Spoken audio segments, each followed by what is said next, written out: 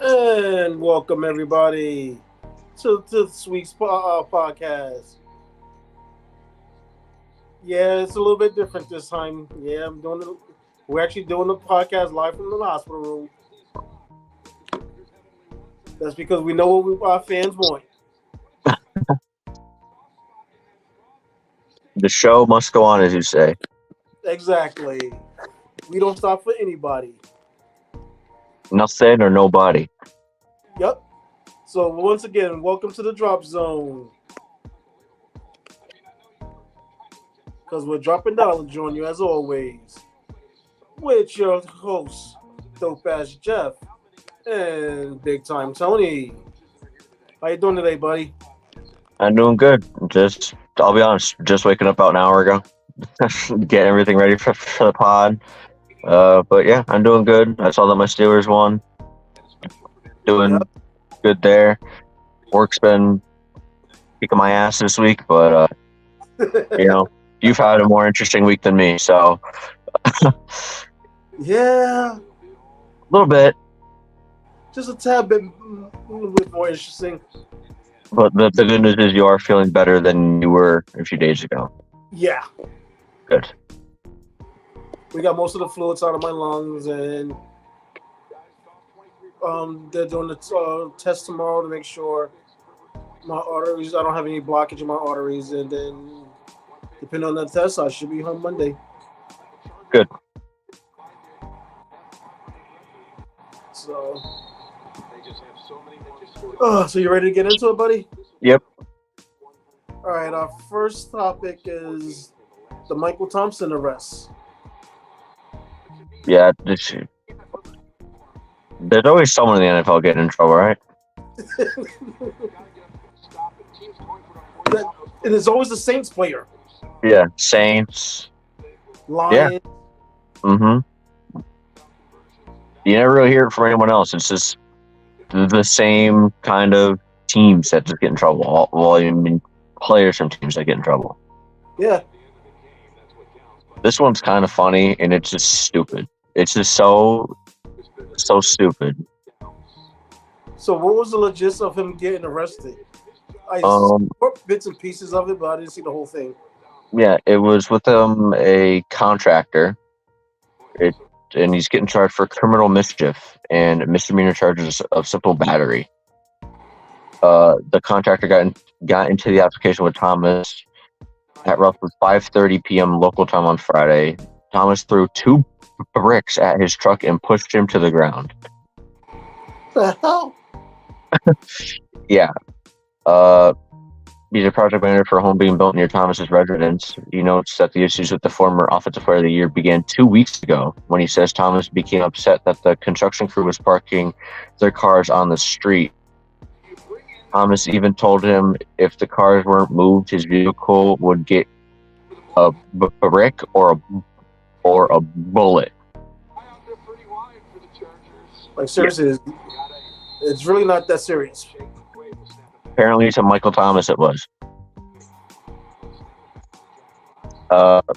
He drives up and I see him get out and I was like, I don't know what he's doing. I'm just worried about my job site. And he walks up to the car with a big pile of sand and grabs a brick and he throws it at my car. And the guy's like, hey man, your truck.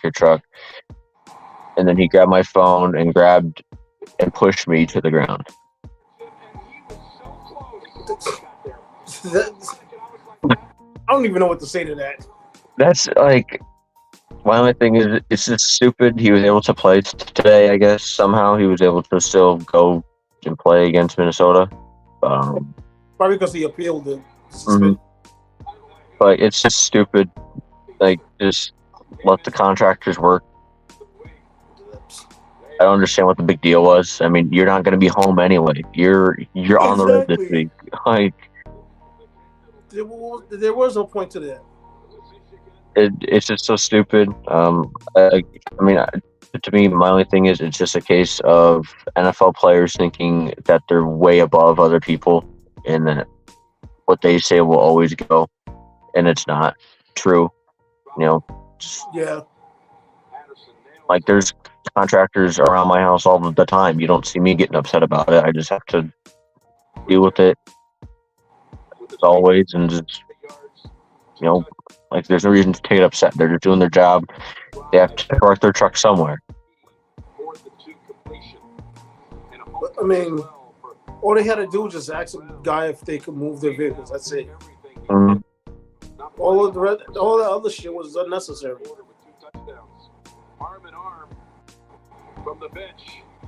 And now he just got himself in some trouble for no reason.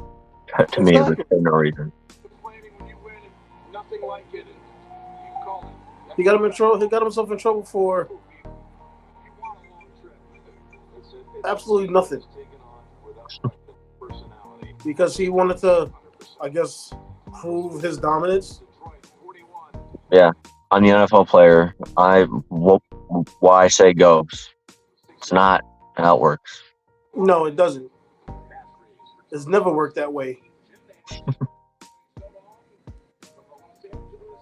Just like I said, it's either a Detroit Lions player or New Orleans Saints player that seems to always constantly also Dallas Cowboys. But that's just normal for us. Mm-hmm. But the Saints and Lions, two teams that seems to constantly have players that keep doing stupid shit and getting suspended. When are they going to learn? At this point, never. Because we've been saying that every time. Like, when are we going to learn? Like, when are we going to have to stop talking about it? But yeah, we're never going to stop talking about it. no, there always be someone doing something stupid. Of course. All right, our next topic is the NBA in-season tournament's underway. Yeah, I'm finally up to date on the whole concept of it. Those courts that we showed last week, every time that they are used in the game is an in-season tournament game. They're not going to use it for every game. It stretches out. There's like 5 games, I guess, and in each group, each team plays up each other once, and with the best record, I don't really know what happened after that. But again, I think having more people tune into the games, they do mean more on the certain dates that they actually do play them. It's not just in a week that they all play. It's again, I think it's very cool and very interesting. As we mentioned, some court changes. Yes, get better, Tony. Oh, well, unfortunately, I can't see who that was, but thank you anyway. Yeah, I can't either. But yeah, some court changes would be nice, because we didn't really like the concept of, I think, a lot of the courts last week. So we will. Again, I like the concept of it so far. So, I mean, I like the concept of it as well. We went through last week of which course we liked and didn't like. And we had majority of them that we really didn't like. Yeah, I think it was like a 25-5 ratio or something. But some of the ones that we did like, we found that it was great for because it actually made sense. The thing that I'm getting a laugh at is the Clippers. Yep. Owen Forson's getting James Harden. Mm-hmm. Good move, Clippers. Did you see the Mavs announcer rip into him? No, I didn't. Yeah, the Mavs announcer, I think it was either a post-game or pre-game thing, ripped into him about just pretty much what I said last week about him, 4 teams in 4 different years. He's asked out of 3 different teams. And I'm sorry. My nurse is being silly. very good. Oh, Lord. I'm out of here. Yes, go if you're home. not here Tuesday, I'm I hoping wish not you to. the best. I'm hoping I get to go home Thanks tomorrow. for the entertainment, my friend. No problem. It was entertaining. It was entertaining. Be happy. All right, have a good night. You too, thanks. You're welcome. The joy of being at a hospital during the podcast. Hell yeah. And only here, folks, at the Drop Zone, you will get that. That is correct. I don't even know what I was saying. Oh yeah, how James Harden, this probably won't work out in LA, and then he'll try and blame someone else. And the mouse announcer pretty much said that James Harden is the problem. He is. And he is. He is the big cancer to every team that he goes to. And he referenced James Harden's going to keep swiping right as if he's on Tinder trying to find a new team, and no team is really going to want him because he's not the same old James Harden, and he's proven to be a cancer to every team that he's gone to recently. So, yes, the Clippers, great move there. I mean, the Sixers are looking so much better without James Harden, which is incredible to just see that that's happening. But that's happened with every team he left. Yeah, I mean, Rockets, it took a few years, but they're looking a lot better. The Nets, they're looking a lot better.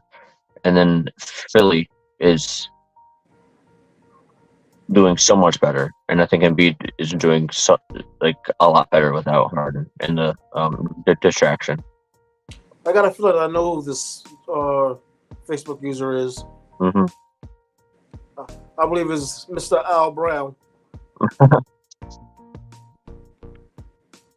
But yeah, he left Houston. It took Houston a while, but they got better. He left Brooklyn. Brooklyn started getting better. Now that he left Philly, I mean, he's basically a team cancer. Yep. While we're on Philly real quick, I just want to some unfortunate news. Kelly Oubre Jr. was struck by a vehicle on Saturday night near his residence. He'll be out. He'll be looked at in about a week by team doctors. He had some fractured ribs and multiple bruises and cuts that he suffered Saturday night while being hit by a car.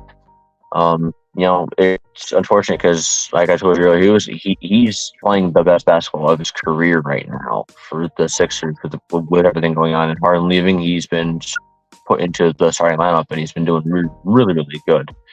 Averaging 29 minutes a game, 16.3 points on 50% from the field, 37.8 from the 3-point line, and 5.1 rebounds, and also a steal and a half a game.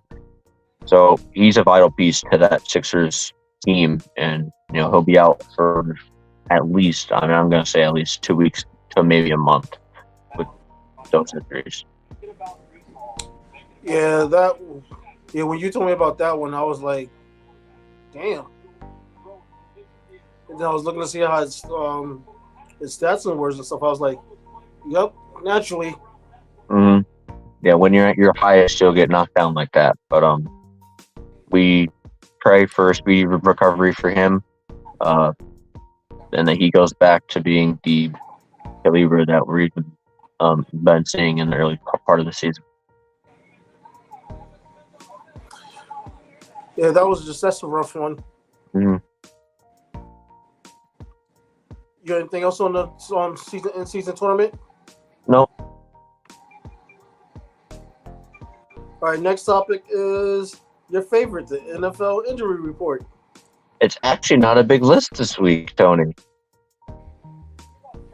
It's I think the shortest list I've had the entire time. Nice. The bye week teams are the Chiefs, Eagles, Dolphins, and Rams. So very high caliber teams with actually a lot of injuries. So thank God I didn't have to write any of them down because they have a lot of injuries right now. I have you at the top of the list actually. So you're on the injury report this week, Tony. Hospitalized due to excessive fluids and flood. in lungs. So I always had to have you down. You're on the report. You were questionable today, but with zero doubt that you were going to do it. So I just had to have you on there. All right, smart ass.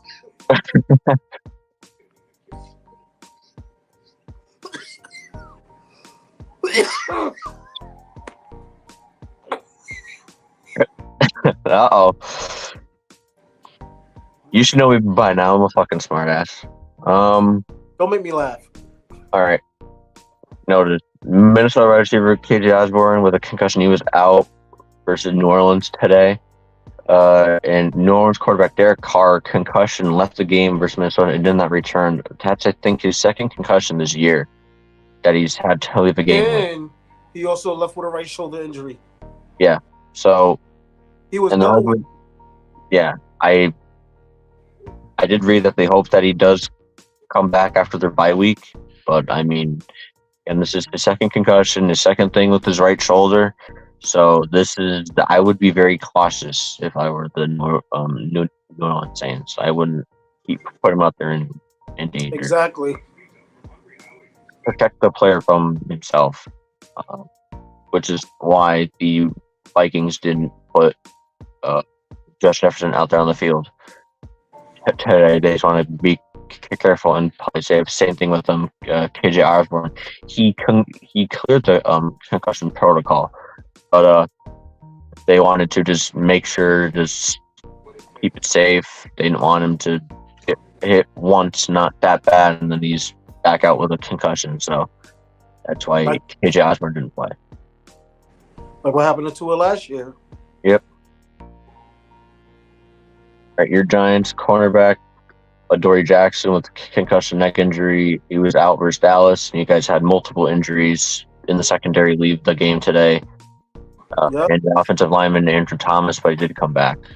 But yeah, we'll talk about that game soon. It won't be much of a talk, but you're still watching it like a good Giants fan you are. I can hear No, it. I'm not. No? No, I'm not. Hell no. Cincinnati had a list of injuries. Wide receiver Jamar Chase with the back. He was questionable. He did play versus Houston today. D. Higgins was out with a hamstring injury versus Houston, and their defensive end Sam Hubbard with an ankle injury. He was out versus Houston. Houston had a wide range of injuries as well. Their running back, Dameon Pierce, with the ankle injury, he was out. Their star wide receiver Nico Collins with a calf injury, he was out for Cincinnati, and their safety Jimmy Ward with a hamstring injury, he was out for Cincinnati. So that game was filled with injuries galore. You sound like it. And the final four, only four more left. I told you, it's a very short list this week. I'm very happy that was a short list. Unfortunate news in Pittsburgh. Quan Alexander, the linebacker, tore his Achilles today versus Green Bay, so that's obviously meaning he's out for the season. So that's another hit to our defense. We just lost Holcomb with a serious knee injury last week, and now we lose Quan Alexander to a torn Achilles. So that's another Achilles onto the list that I'll add on to the end of the year. And it's unfortunate that had to be a Steeler this week. Yeah, I don't know what's going on with these Achilles injuries. I don't know if it's the turf or, to have this many torn Achilles, there's something going on. I don't know if they're not getting their ankles taped properly or what, but this is bad with this many torn Achilles. I think I've done at least like one a week. If not one a week, at least one every other week. Mm-hmm. And there's sometimes like two in a week that it's either Achilles or ACL. I've had at least one of them on every single list, I believe. It's getting ridiculous. Green Bay had two very big pieces on their defense missing. Quay Walker, the linebacker with the groin injury, he was out for Pittsburgh, and their cornerback Jair Alexander with a shoulder injury, he was out as well. And last but not least, Tennessee quarterback Ryan Tannehill, he was out with an ankle injury again versus Tampa Bay. So it was Will Levis.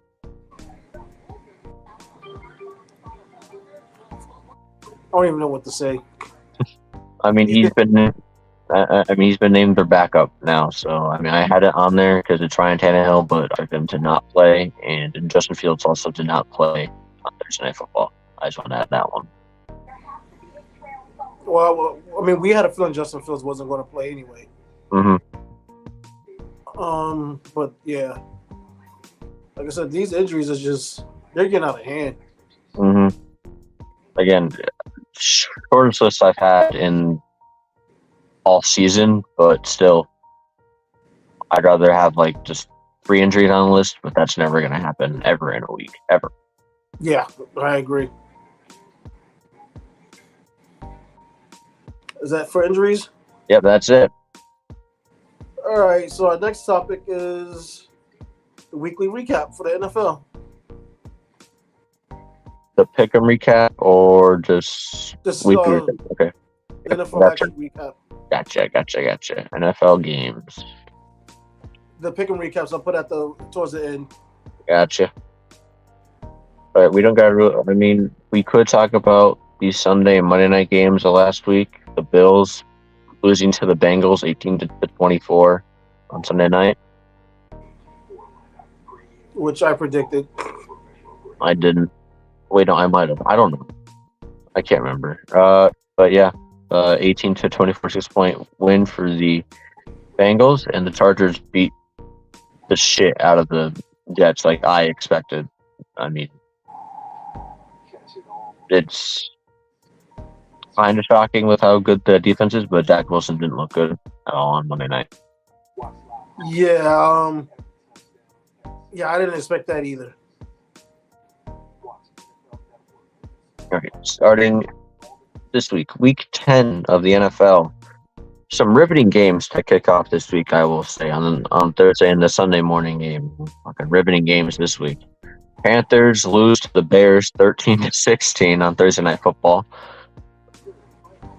I'm sure that gained a total of like 500 viewers. The two quarterbacks looked like young quarterbacks. Bryce Young, 21 of 38, 185 yards. Like Deontay Foreman for the Bears was probably their best player, 21 carries for 80 yards and touchdown. Tyson Bagnet went 20 for 33, 162 yards. DJ Moore, not much to say about that game, really. Really, there wasn't much to say about that game. It's the Bears and the Panthers, and the Panthers fall to 1-8. The Bears go to 3-7. Second riveting game, Colts and the Patriots played in Germany today, and they really gave the fans in Germany a good show. 10-6 was the final score. Fantastic game there, and the Patriots actually benched Mac Jones for Zappy on the final drive, and Zappy threw an interception to lose the game, which I think Mac Jones would have done anyway. So it's almost like they have two of the same quarterback at this rate right now. That's what it seems like. It doesn't matter who they put out there; they're gonna mess up regardless. Jonathan Taylor got in the end zone on 23 carries, 69 yards, and touchdown. Michael Pittman had a good game with 8 receptions, 84 yards. Mac Jones, he went 15 for 20, 170 yards, and an interception. Stevenson had a decent game, 20 carries for 88 yards. And DeMario Douglas had 6 receptions for 84 yards. Again, not much to say. They didn't score in the second quarter. They didn't score in the third quarter. And they both only scored 3 points in the fourth. So, yeah. That was so exciting. Good job, fucking Goodell, you idiot. Yeah, having that in Germany, I'm sure that'll make them excited to go to the next game, whenever that is next year in Germany. Yeah, I'm hoping they don't pick those same two teams. It'd be kind of funny if they did. All right, now the more riveting games. Browns beat the Ravens 33-31. Again, the running joke of the pod. is the Ravens are the most inconsistently good team in the NFL. And I'm not saying that the Browns are bad because the defense mainly is what's good there. But they lose. They're 33-31 at home. They fall to 7-3. Cleveland goes to 6-3. The AFC North is like surprisingly competitive, which we'll talk about in a bit with the Steelers and the Bengals. But Deshaun Watson had a mediocre game. Again, he's been mediocre, I believe, the entire time he's been there. I don't think he's really had one fantastic game since he's arrived. I think it's just that defense is really carrying him. He hasn't, as far as I know of. I mean, Like- he had an average game, but that's about it. Yeah, he's having decent games that are helping them win, but it's not like he's the reason why they're winning. You know, like a quarterback should be, to me. It's, again, mostly that defense or they get that running game going. You know, like when they had Nick Chubb. Jerome Ford had 17 carries for 107 yards. Watson went 20 for 34, 213 yards, a touchdown, and an interception. Like, that's a mediocre, all right game. Like, that's not anything crazy. Yeah, it's an average game. Lamar had a bad game for what he's been doing this season. 13 for 23, 223 yards, 1 touchdown, and 2 interceptions. So that Browns defense is really good, and it showed that it is good because they somewhat shut down an MVP candidate right now in Lamar with how he's playing this season. He's an MVP candidate, and they did, I think, pretty well to shut him down.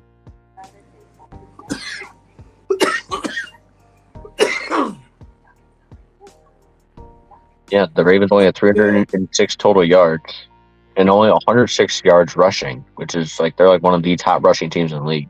And to only hold them to 106 is really, really impressive. And I think most of it is because Lamar's trying to be more of a pocket passer and then a scrambler. Mm-hmm. Which, I mean, I can understand why. Because you don't want to be labeled just as a running quarterback. And he does have an arm. So, Yeah, he has shown that he does have an arm. Keaton Mitchell, he had a rushing touchdown for the Ravens, and Gus Edwards had a rushing touchdown also. Odell Beckham Jr. gets the end zone for the second week in a row on only 1 catch for 40 yards. So that was his 1 catch. So it was just his touchdown. So let me get some of the touchdowns. Kareem Hunt also got in the end zone today. Elijah Moore for the Browns had a touchdown catch. So very, very good game that I believe everyone expected would be a good game. The AFC North teams always making it interesting against each other. that is true. Speaking of AFC North, Packers lose to the Steelers 19-23. And I was saying that, they won. I didn't watch it. But, I think maybe me not watching it is helping. Because when I was watching it, we were doing really, really bad. I saw a stat. We've been outgained in yards all 9 games that we've played so far. And we're the only team in NFL history with a winning record in that. And we're 6-3. I just said last week, we should not be winning these games. No. But not even close. No. But our defense is carrying the entire team right now. And I have one man pretty much in mind, and that's TJ Watt is an absolute monster on defense. Jordan Love, I mean, he had like a 500 game. He had 21 for 40, 289 yards, 2 touchdowns and 2 interceptions.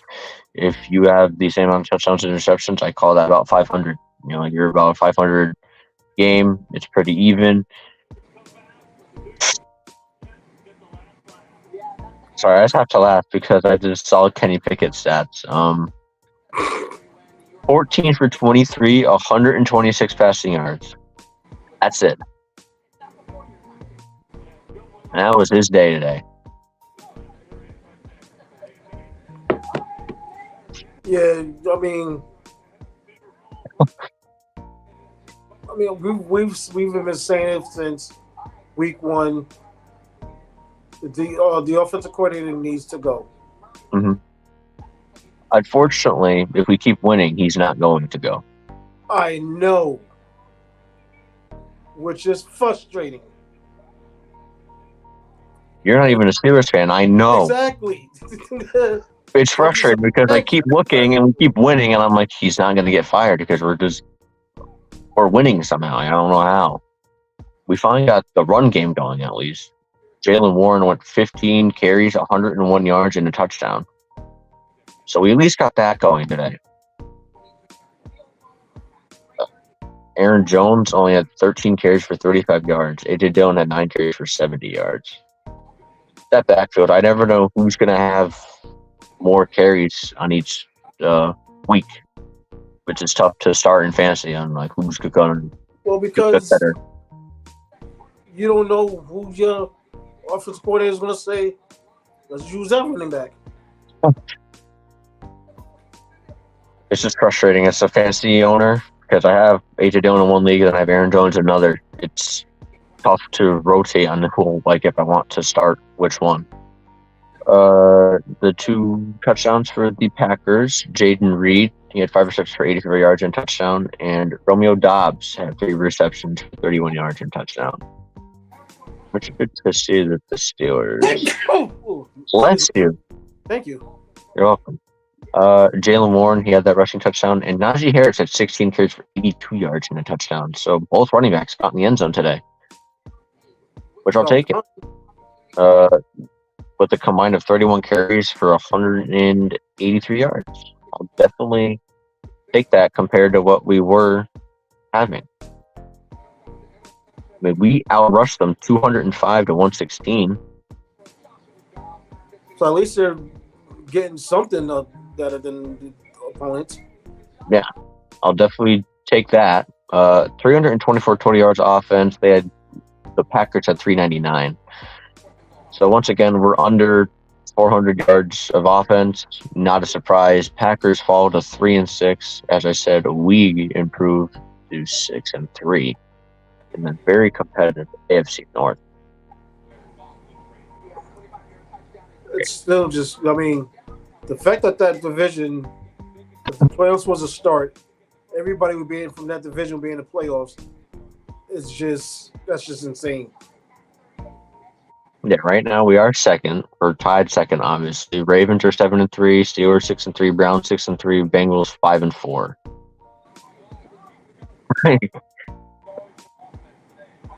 I just know we are not going to keep up, and that's what worries me. But as long as we have a winning season, I'm fine with it. Yeah. You know, as long as Tomlin's streak stays alive with that, I'm okay. I'm okay with it. All right, this game we're not going to talk about much. Niners destroyed the Jaguars 34-3. Niners come off their bye week fully healthy now. Sick and tired of losing. That they went into the bye week losing 3 straight after starting 5-3. Yeah, Jags again. They're at home, so they're going to play bad for their at-home crowd. That's just how they are. That's how they like to play it, and then they'll go on the road and play great for the opposing fans. I don't know what they like about doing that, but they just do it every week. That team is another Jekyll and Mr. Hyde type of team as well. Yeah, like I don't understand why it happens. Purdy looked like the Purdy that we know. 19 for 26, 296 yards and 3 touchdowns.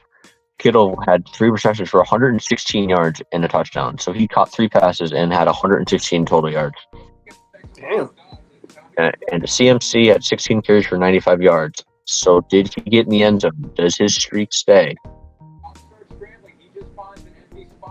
It doesn't. He did not score a touchdown today. So his streak came to an end. He had 6 receptions for 47 yards, and I said the rushing for 95 yards and no touchdowns. So it officially ended at 17 games. Yeah, I think 17 or 18. I don't know. It was either 17 or 18. Oh. Hey, Dakota. Yeah, don't worry about that, Dakota. He's all right. Yeah, but George Kittle got the end zone, like I said. Brandon Ayuk got a rushing or a receiving touchdown. Kyle Juszczyk, the fullback, got a receiving touchdown, and Deebo Samuel got a rushing touchdown. So welcome back, Deebo, off of the injuries. San Fran improves to 6-3, and Jags fall to 6-3. I just want to point out. Oh, trust me, I'm too stubborn to die. Oh yeah, you are. The fact that he's doing the fucking podcast while sitting in the hospital, that motherfucker ain't dying. He ain't going nowhere. I just find it funny. You know, Niners are the same record as the Pittsburgh Steelers. I just want to say it because it obviously doesn't feel right, but we are both 6-3.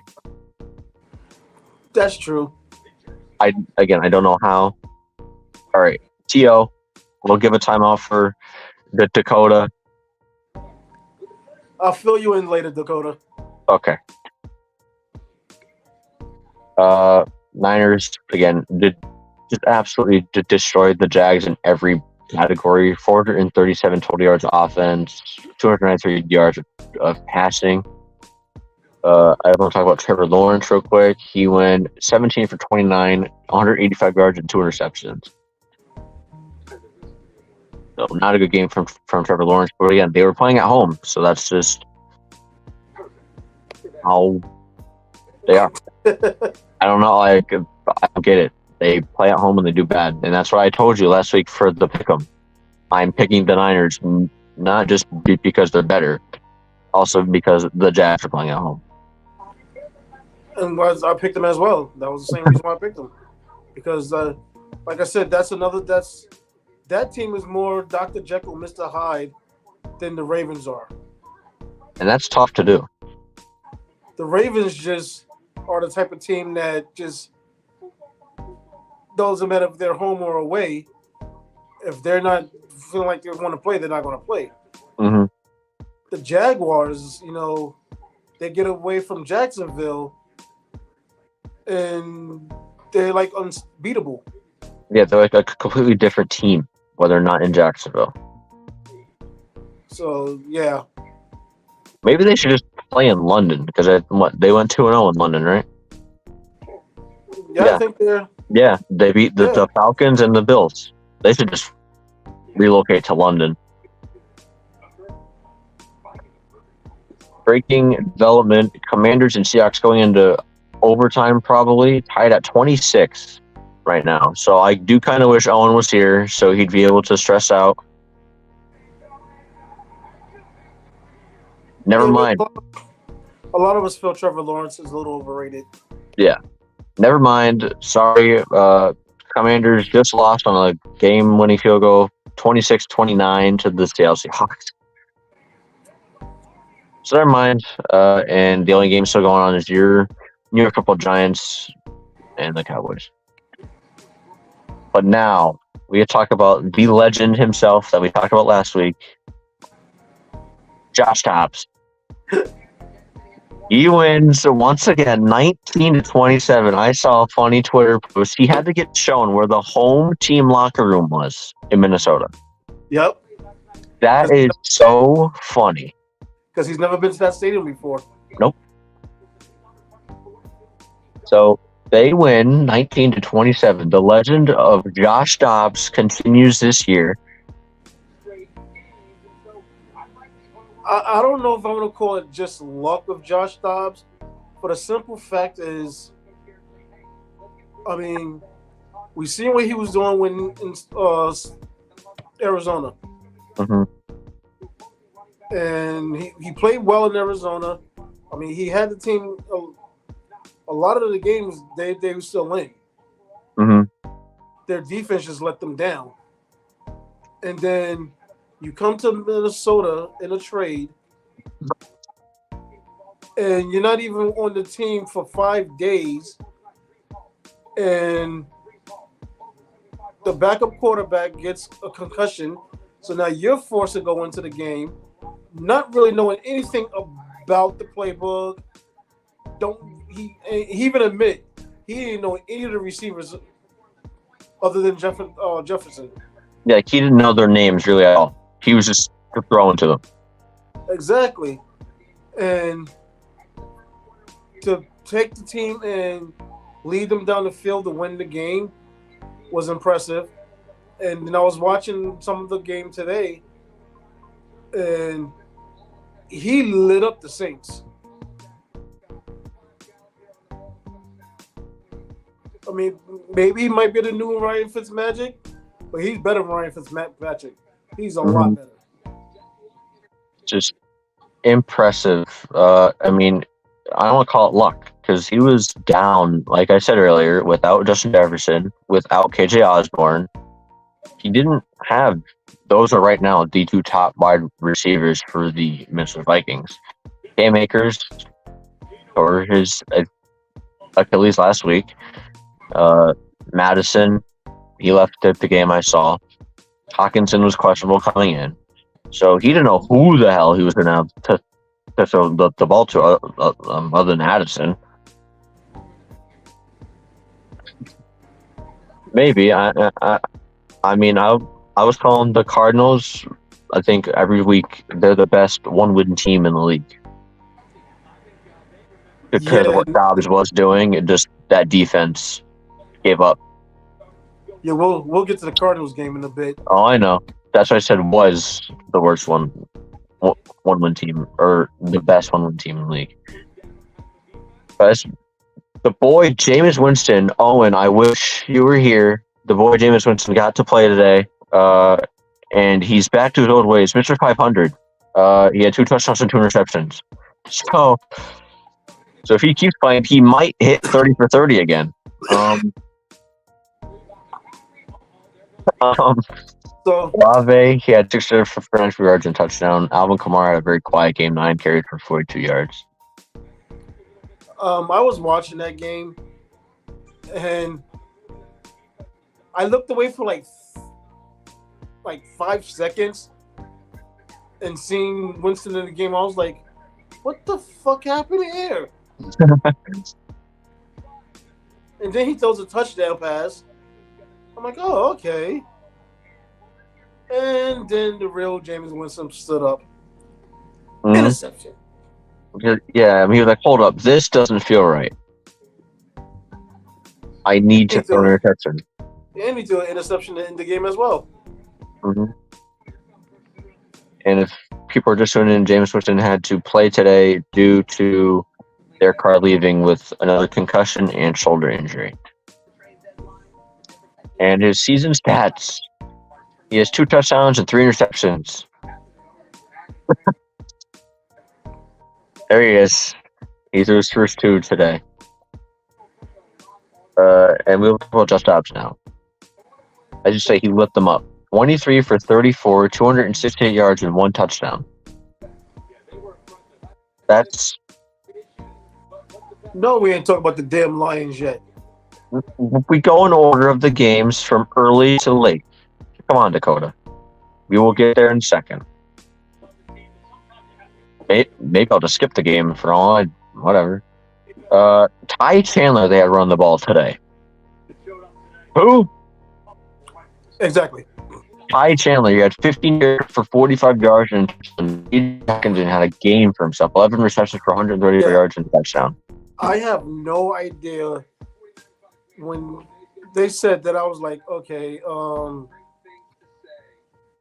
where they get him from and who is he? I was so confused. I couldn't tell you who that is. I couldn't tell you either. I know, Dakota. I'm just messing with you. Josh Dobbs also had a rushing touchdown. He had 8 carries for 44 yards and a touchdown. So he had 2 total touchdowns, over 300 yards of total offense for Josh Dobbs today against that same defense. Yeah, he was able to Do almost he was whatever he able wanted. to like I said, he lit up the Saints. Mhm. He lit that defense up. He kept it. I mean, there was some places he escaped from once again, and I'm sitting there saying there was a one play where he made Cameron Jordan look like an idiot. Really? Yes. Cameron Jordan?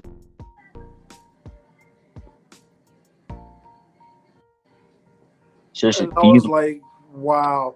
Like, he literally running in circles. The legend of Josh Dobbs, man.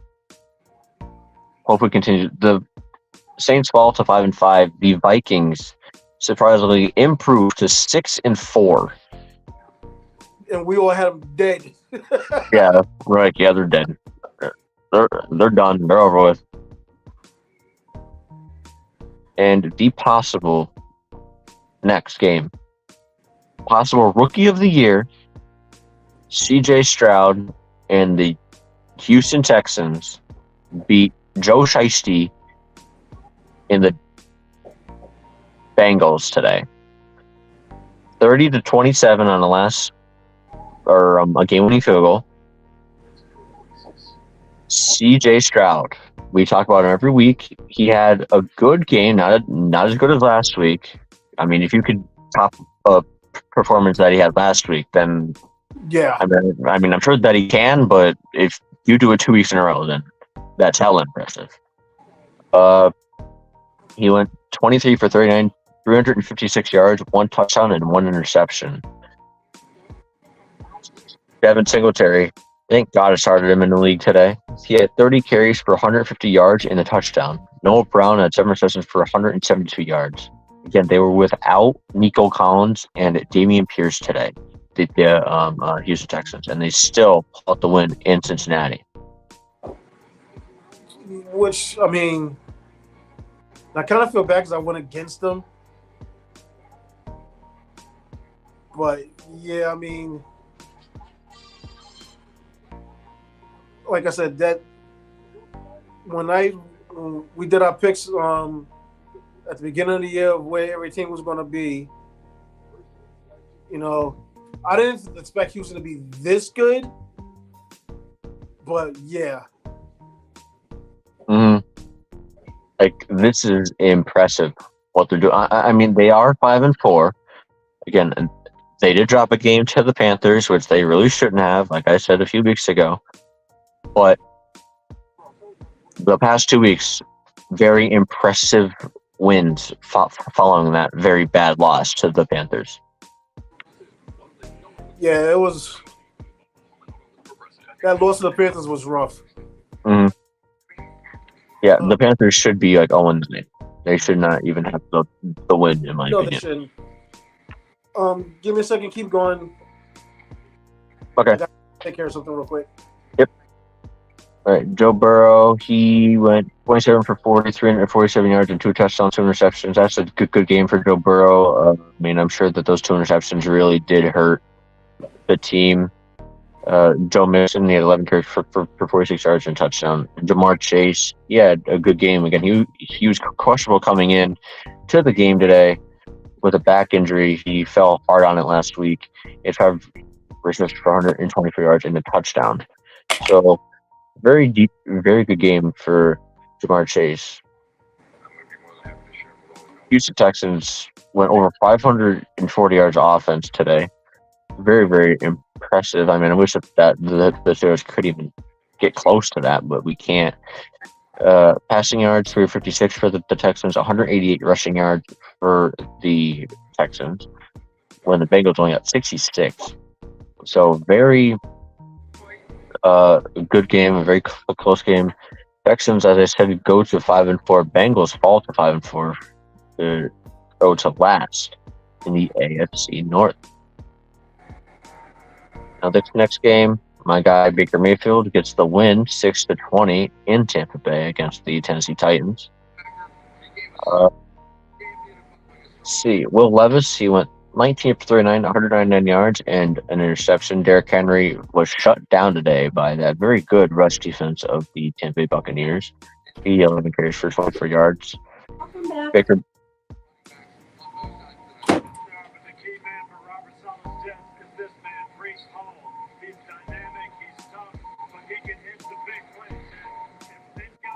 Baker Mayfield 18 for 29, 278 yards, 2 touchdowns, and interception.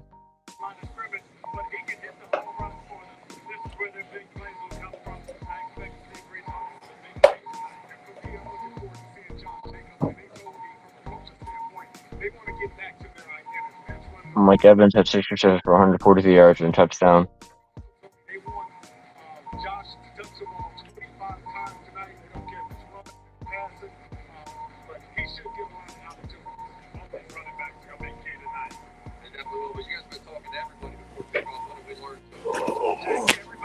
And he's back. So, good game for the Tampa Bay Buccaneers, bad game for the Titans. Titans, they're injury-ridden team right now. Titans fall to 3-6. Bucks improve to 4-5 on the young season. I'm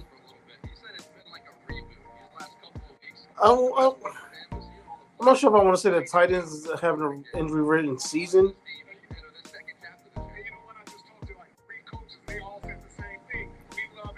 But, I mean, are they missing some key players? Yeah. But what team is it right now? Yeah. I mean, it's not like my team where they're just decimated. Mm-hmm. Yeah, I mean, you guys, I think, maybe have like 15 guys not injured on the roster, maybe. I think more than that. All right, hopefully Dakota is still here because it's time to talk about the Lions and the Chargers game. Lions beat the Chargers 41-38. What a shootout. There was no defense played at all. I can tell just playing this game. I didn't need to watch it at all. Oh, there was defense played. They just forgot how to tackle. Oh, nice. Jared Goff, he went 23 for 33, 333 yards, and 2 touchdowns. That's a good game for Jared Goff. Dave Montgomery, in his return, 12 carries for 116 yards and a touchdown. Amon-Ra St. Brown, another amazing game, 8 receptions for 156 yards and a touchdown. Yeah, there was one play, just as I literally switched games from the Giants-Cowboys to the Lions game, where he caught a pass in stride and basically almost took it to the house.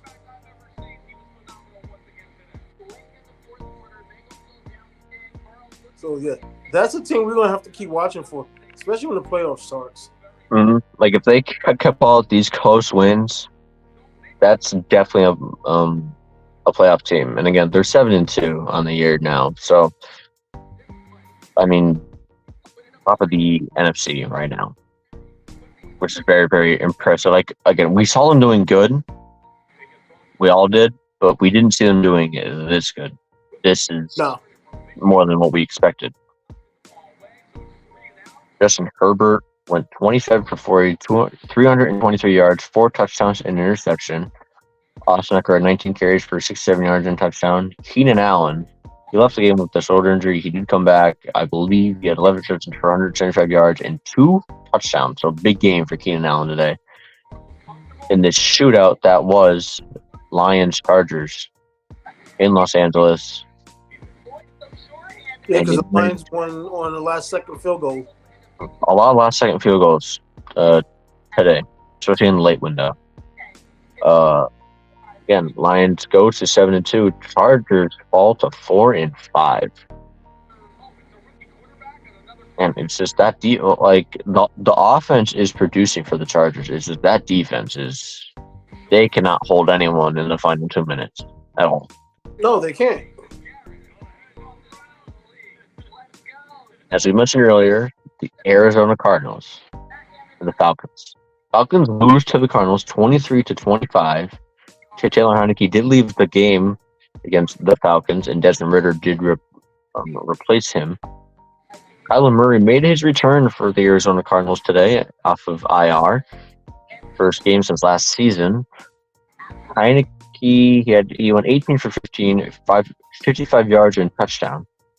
It's all right. I mean, I'm guessing if he played the entire game, he would have been better. Your guy, Bijan Robinson, he had 22 carries for 95 yards and touchdown today, Tony. So he got in the end zone. So that's definitely a help for fantasy owners this week. Yep. James Conner also returned off of IR. He was out about 4 weeks. Kyler Murray, he went 19 for 32, 249 yards and interception. James Conner in his return, 16 carries for 73 yards. And Trey McBride, he had 8 receptions for 131 yards. Again, another last-second field goal. Falcons fall to 4-6. Arizona Cardinals get their second win of the season to improve to 2-8. Yeah, anything on that game? With Kyler Murray back, I don't know if he's going to be that much of a big difference.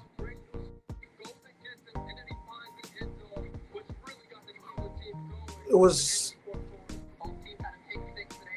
hard to tell, but the simple fact is we all know some players when they return, everybody's got that adrenaline going in and they're amped up. I want to see what they do, the next couple of weeks. Because if I'm not mistaken, their schedule is not that easy. Let me look. Let me see for you. Because I believe they do have. They definitely have some division games coming up. That's for sure. That's what I thought. They got Texans, Rams, Steelers, Niners, Bears, Eagles, Seahawks. So to me right now, there's they're playing the Steelers, so I'll give them 3 winnable games right now. They could definitely beat the Rams with Kyler Murray and James Conner back. They could beat the Steelers, and they can beat the Bears. So they should be able to beat the Bears. Yeah, they should. But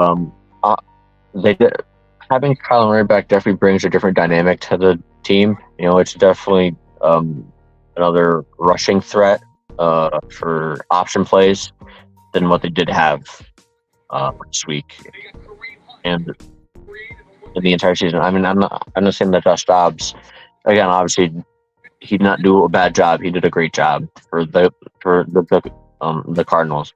But Murray, I think he just adds more than what they had. So, I mean, I see him making the offense better, and they can win some games and make them even closer. And like we said, Dobbs kept them in a lot of games. Mm-hmm. Their defense just let them down. Mm-hmm. Because they should have beat the Giants. They should have beat the Commanders. Mm-hmm. And there was one more of the game where they had the lead and the defense let them down. I don't remember who it was. I know it was early in the season.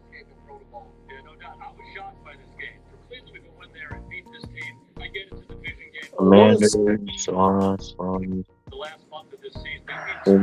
they lost by 7 to the Ravens a few weeks ago.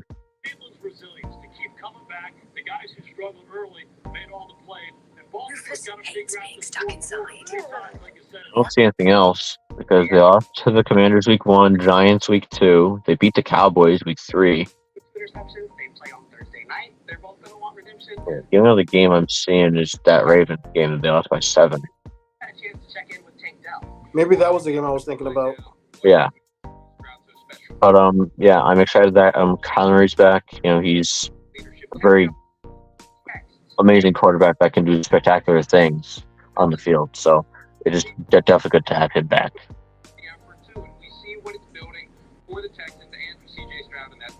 All right. Not much to say. I mean, unless you have something to say about the Giants and Cowboys game. No. Giants lose 17-49 today, so they at least put up 17 points. Tommy DeVito went 14 for 27, 86 yards, 2 touchdowns, and 1 interception. Not much more to say. Saquon at 13 carries for 66 yards. Dak, you were playing the Giants, buddy. I'm not going to hype you up at all. 26 for 35, 404 yards, 4 touchdowns, 1 interception. Rico Dowdy, or the Dowdle. Who the fuck is that? We had 12 carries for 79 yards and touchdown. Where's Tony Pollard, man? Like, what the fuck? Brandon Cooks had 9 receptions for 173 yards and touchdown. So, the parts of the game that I did watch, it was frustrating, especially on the defensive side, where, and I love Wink Martindale, but sometimes you have to follow, you have to listen. They was beating us on man coverage. When we switched to zone, we ended up with an interception that was almost returned for a touchdown. All the big plays came when we would switch to man. At some point, you got to say, okay, our secondary is also banged up. Yeah, let's switch to zone. That way we keep everything in front of you. And it's just, I mean, I know there was an issue between Xavier McDaniels and Wink Martindale, which I didn't bring up, but where McDaniels claimed that there was a disconnect between the captains and the coaching staff. That's starting to actually look like it's true. Mm-hmm. Because none of the changes that they did make, they should have stayed with, but they kept going back to man coverage. If you see you getting beat in man coverage, and you're especially once Deontay Banks went down with a concussion, automatically you should have known, okay, my 2 best corners are out. We just lost our 3rd best corner. Okay, now we got another rookie that's starting and another player that can't stay healthy. Switch to zone.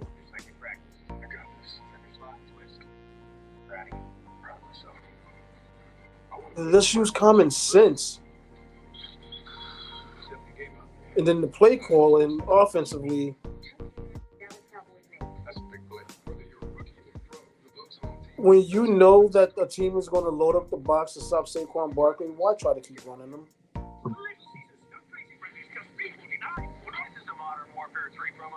Let's use common sense. It's just going to kind of get him hurt again if you do that. Exactly. I mean, the defense did look strong at the beginning of the game where the Cowboys went for it on 4th and goal and got stopped. Okay. But that put us on 1st and 10 at the goal line, and they ran Barkley twice, and Barkley barely just made it out of the end zone.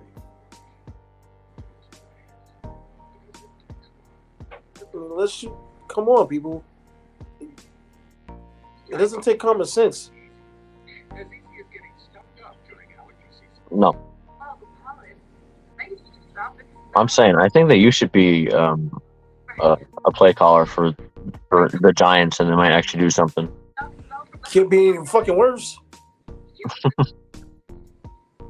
Because again, like it does seem like common knowledge, like you guys are getting beat in man coverage, why keep running man coverage? If zone's working, run zone defense.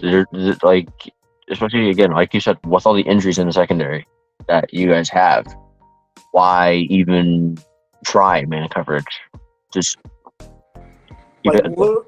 literally, when they switched to man from because they showed man coverage, and as the ball was snapped, they dropped into a zone.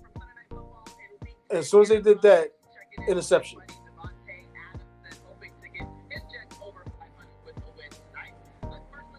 I mean, that's common. I mean, that doesn't.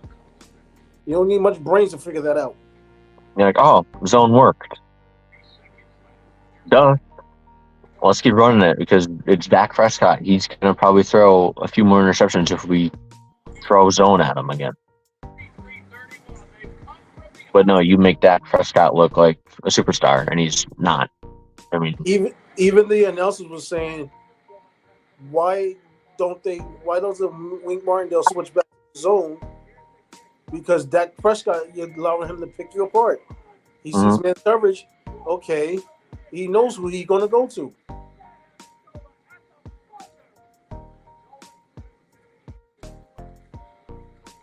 yeah, just rough game from your Giants. There's your little rant that you were able to get out just with the dumb play calling once again. And as you mentioned, the disjointedness in the locker room between coaches and the captains. Giants fall to 2-8. Cowboys improve to 6-3. Final game. Commanders lose to the Seahawks 26-29 on loss of a field goal. Commanders fall to 4-6. Seahawks improve to 6-3. A lot of 6-3 teams. Sam Howell had a good game. 29 for 44, 312 yards, and 3 touchdowns. That's a really good game. I mean, there's no faults in that sideline at all. Their defense doesn't hold anybody. Well, I mean, yeah, when you trade them all away, I mean, there's no one to hold them anymore. True. I mean, the bag of chips and the soda is not going to block. Or, I mean, go and get the quarterback. But Ryan Robinson had 6 receptions for 119 yards and touchdown. Geno Smith, 31 for 47, 169 yards and 2 touchdowns. Kenneth Walker had 19 carries for 63 yards, and DK Metcalf had 7 receptions for 98 yards. So, tough loss for the Commanders. Sorry, O-Dog Owen. But, yeah, tough loss for you guys. Antonio Gibson got in the end zone today. So both running backs got in the end zone, not even by rushing the ball, by receiving the ball today.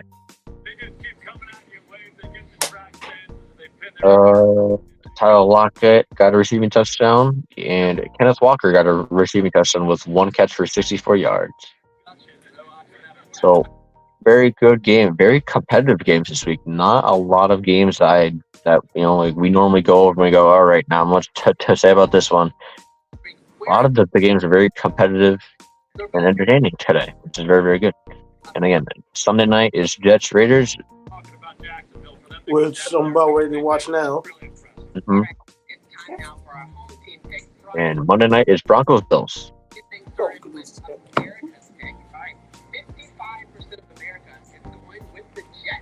So, all right, our next topic is Michigan suspend the head coach. Yeah, as the Michigan fan here, me and my dad, we end up playing Penn State yesterday, and we got the win, which is a big win now against Penn State. And they're accused of sign scaling. They admit that it's wrong, but they also don't say that they know about it, that they really didn't want that. Like, no, they honestly said no harm, no foul. They had no idea about in-person recordings being used to gather information. So my take on that situation is this, and people got to look at it this way. I'm looking at it from not as well, because I'm not a Michigan fan, but just as a fan of football.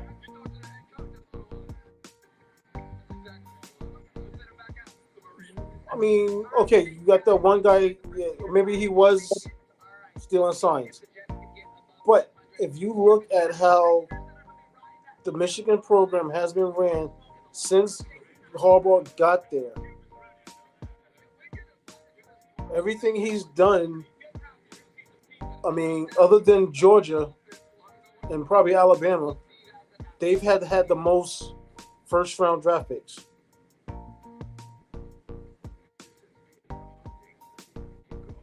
He also went out and got NFL defensive coordinators. So when perfect example, when Michigan was playing Ohio State, and I think one year the score was like 17-14, Ohio State was winning. Okay, well, if you got a NFL defensive coordinator on your staff, I'm pretty sure he's going to know how to turn things around, make adjustments. And the adjustments they made, yeah, they end up going on to win the game. I think it was like 42 to like 20 something. And then it happened the same thing the following year. It was a different defensive coordinator this time, and they was losing to Ohio State. Halftime adjustments were made. They turned around and won the game. If you're doing stuff like that, sign stealing is not even going to become a major. It's not even a factor.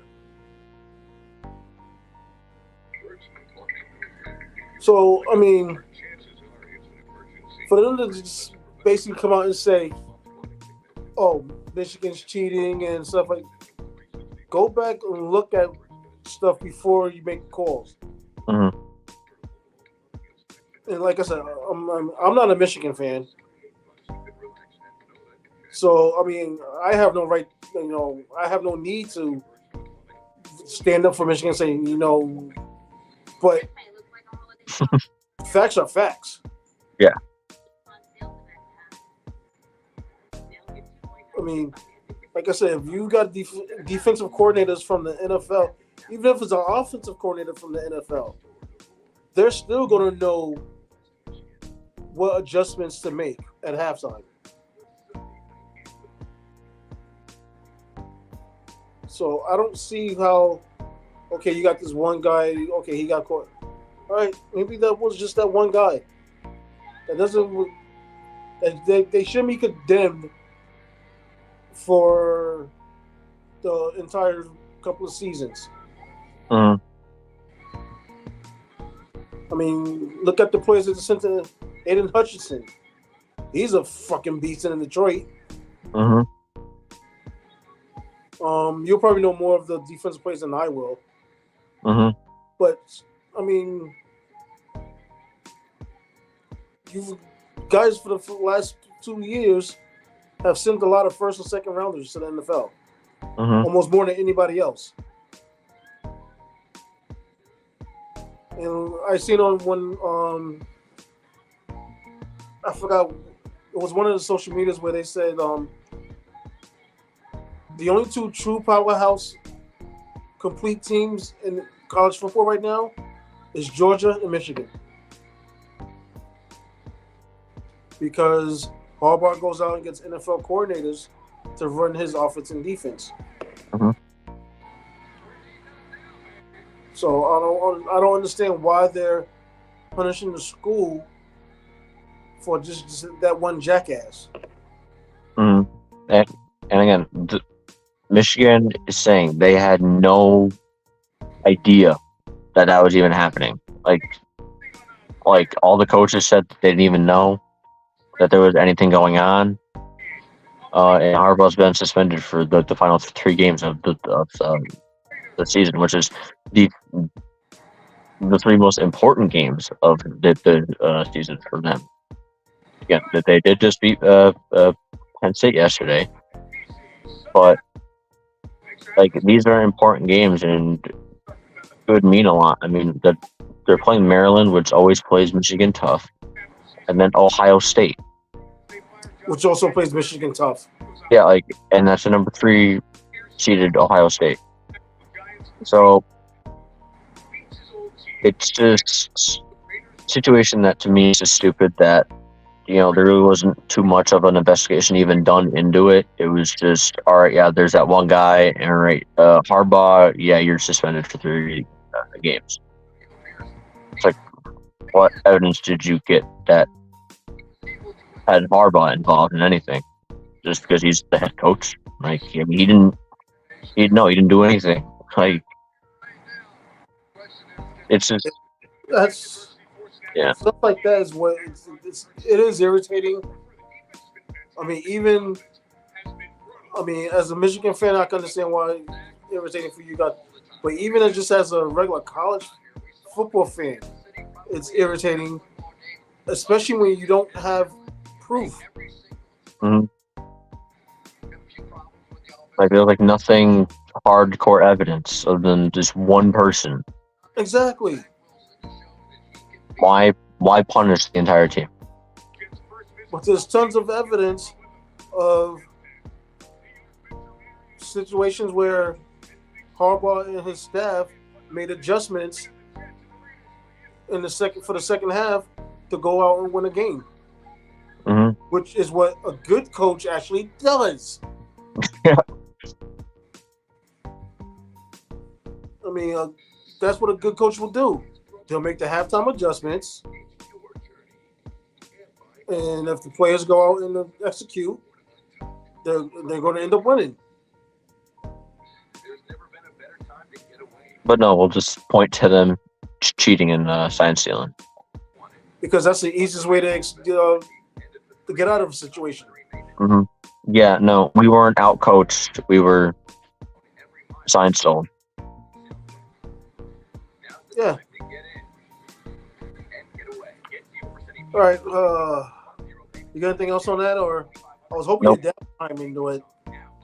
Yeah, no, I'm shocked that he didn't say anything about it. I don't know where he is.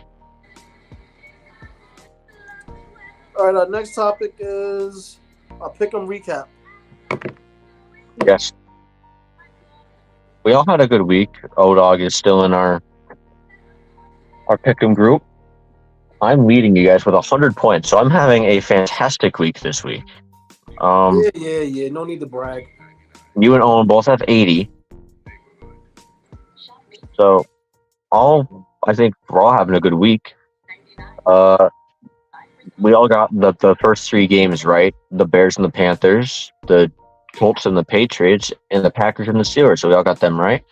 So that's very, very good. You two got this game wrong. The Texans and the Bengals. You and Owen picked the Bengals. I picked the Texans. So I got that one right. I mean, you figure the Bengals coming off a bye week.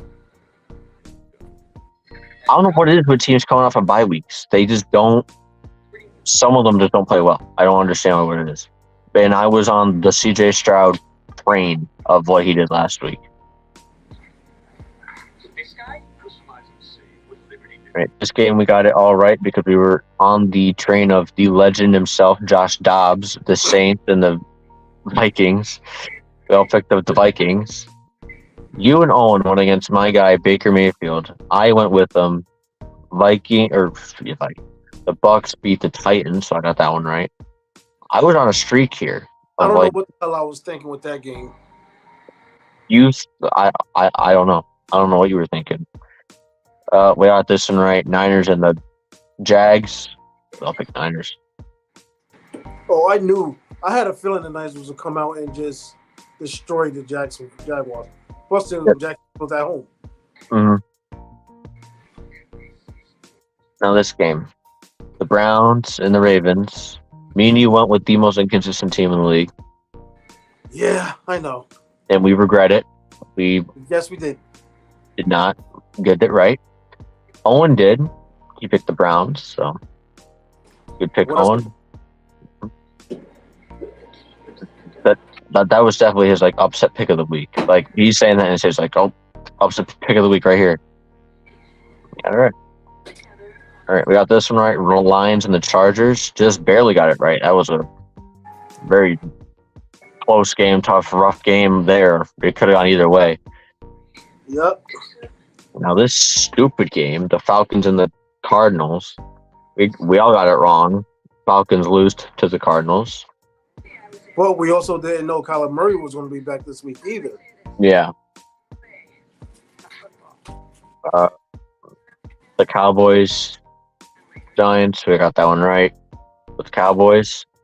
And the Seahawks and the Commanders, Owen went with his team, the Commanders, almost got it right. But me and Tony went with the Seahawks, and we both got that one right. And for Sunday, Monday night game, I have Jets and Bills. So do I. So I only got 2 wrong, and the 2 that I got wrong, I could have gotten right. If it wasn't for a last-second field goal. All right, so we're going to finish out with picks for this week.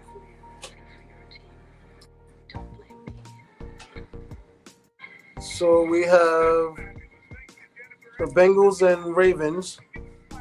Ooh, that's the Thursday night game? Yeah. Wow. Ooh. Both teams coming off a tough loss.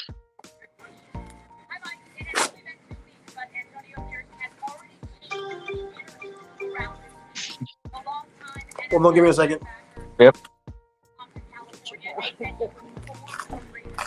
My name is Susan, by the way. I'll be your nurse tonight. Okay. Just keep it straight. I'm gonna have you just straight. Yeah. So who said you taking what? You said the who you were taking? I'm just saying both teams are coming off a tough loss this week. Tough loss. Ravens are at home on Thursday night.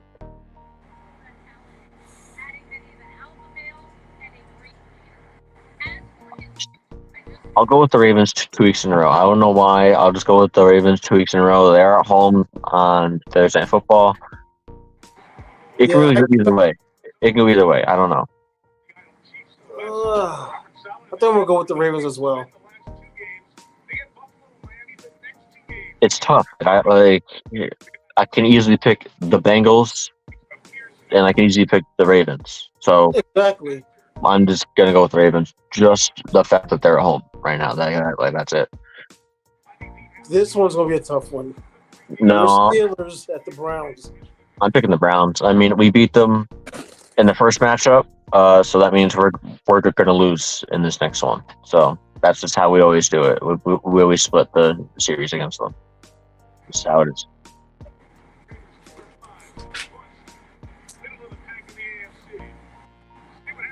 I'm gonna have faith in your Steelers. Wow.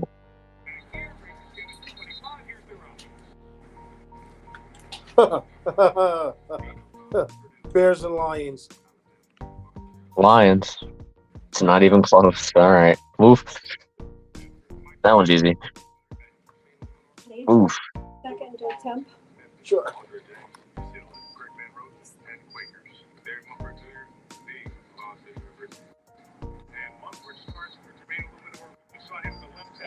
You're welcome. Then we have Chargers and Packers.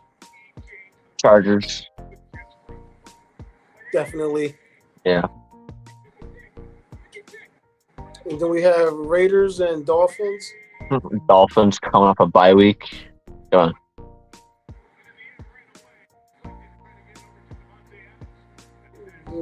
Let's hopefully the real Dolphins shows up. Mm-hmm. Oh. Like Giants versus Commanders. Sorry, Tony, but I'm going with the Commanders. I'm going by Giants on this one. Cowboys and Panthers. Really? I hate to pick them, but I gotta pick the Cowboys. I mean, there's no way I'm picking the Panthers. Okay, we got the Titans versus Dr. Jekyll and Mr. Hyde. Well, we got Jacksonville at home. So that means that they're going to put up about 10 points maximum. And the Titans, I'm just going to keep going with against the Jacksonville. Jags. Or I'm going with the Titans just because Jacksonville's at home. I just got a feeling. And then we got the Cardinals and Texans. I'm going with CJ Stroud and Texans. Of course. Mm-hmm. And then the Buccaneers and 49ers. I'm going with my guy Baker Mayfield today. Not this week. I'm going with the Niners. I was about to say. And then a rematch of Week 1, the Jets and Bills. The Bills better win this one. And we don't know what Bills team is going to show up, though. That's the thing.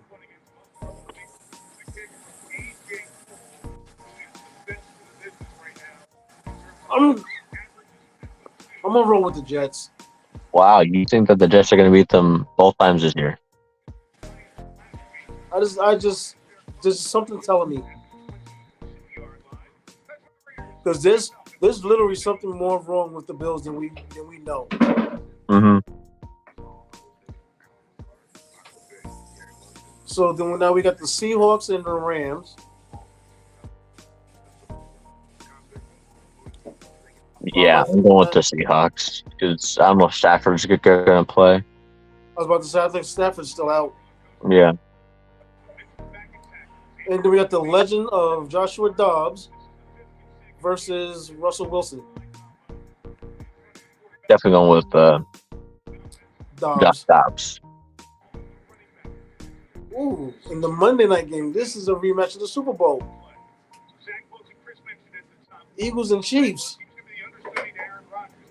Wow. I'm going Eagles. Just they have more weapons on offense right now. Yes, the Chiefs have Kelsey and Mahomes. And that's it. Yeah. Kadarius Toney, if he ever wants to actually catch a pass thrown to him. And the Eagles defense, I think, brings a little bit more at the moment. Chiefs are at home. Yeah, it is hard to beat them in Arrowhead. Yeah, but the Lions did it earlier in the year, Week 1. So I'm just gonna go with the Eagles. Yeah, I'm not. Do you have a second guess? I'm going with the Eagles.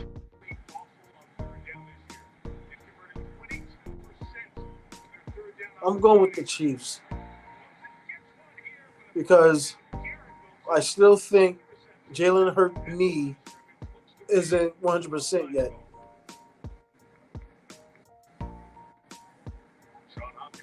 And what you got for total points? I'm doing high score, 68 points.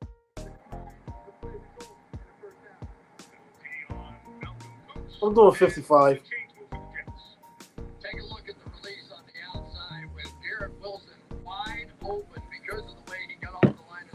All right. So that pretty much concludes our podcast for today. Mm-hmm. You want to say goodbye to all of our fans? Yep.